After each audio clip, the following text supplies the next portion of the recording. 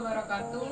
Perkenalkan, saya Septialinta Arianti. Saya mahasiswi dari Akademi Kesehatan Sabta Bakti Bengkulu, Prodi D3 Kebidanan. Oke teman-teman, di sini saya akan menjelaskan tentang peran wanita dalam kesehatan reproduksi wanita dan isu kesehatan reproduksi. Adapun pengertian yang harus kita ketahui yaitu kesehatan reproduksi. Kesehatan reproduksi adalah suatu kesehatan yang sempurna, baik secara fisik, mental, dan sosial, bukan semata-mata bebas dari penyakit dan kecacatan. Dalam kesehatan reproduksi ada beberapa poin. Yang pertama, kondisi sehat. Kondisi sehat adalah suatu keadaan bukan hanya bebas dari penyakit atau kecacatan, melainkan juga dari segi fisik, mental, maupun sosial. Yang kedua, organ reproduksi. Organ reproduksi adalah bagian tubuh dari seseorang yang digunakan untuk menjalankan reproduksi. Reproduksi juga merupakan bagian dari seksualitas oleh laki-laki dan perempuan.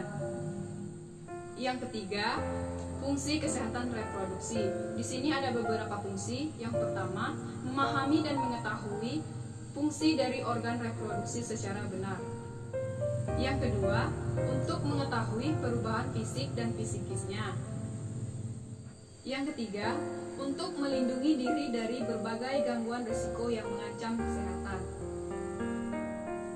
Setelah fungsi dari kesehatan reproduksi, ada program kesehatan reproduksi. Biasanya bersifat internal dan eksternal, baik dari luar maupun dari dalam.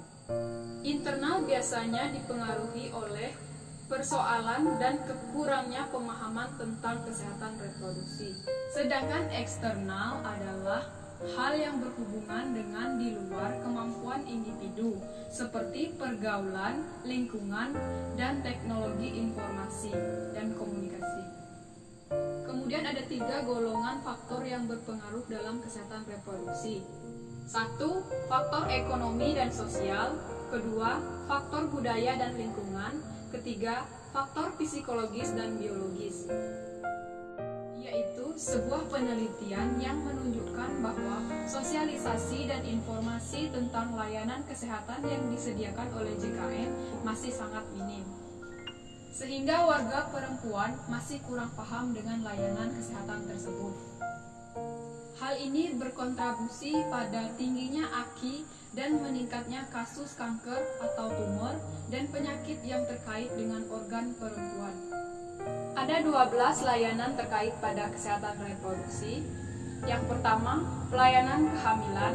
Yang kedua, pelayanan kesehatan remaja. Yang ketiga, pelayanan infeksi saluran reproduksi. Yang keempat, pelayanan persalinan. Yang kelima, pelayanan persalinan dan komplikasi. Pelayanan alat kontrasepsi atau KB. Kemudian pelayanan aborsi, pelayanan HIV/AIDS, pelayanan pengobatan tumor dan kanker, pelayanan penyaringan kanker, dan pelayanan kemandulan. Untuk angka kematian ibu atau AKI di Indonesia itu mencapai 126 kasus kematian per 100.000. Kematian ibu pada 2016 itu menurut data dari Bank Dunia. Sedangkan untuk penderita kanker serviks dan payudara itu masih sangat tinggi. Untuk penderita HIV/AIDS yang paling tinggi terkena itu adalah ibu rumah tangga, yang artinya wanita itu adalah orang yang paling rentan terkena penyakit reproduksi.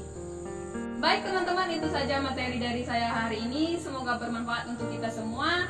Jangan lupa like, comment, and share. 1, 2, 3. Jangan lupa subscribe. Assalamualaikum warahmatullahi wabarakatuh.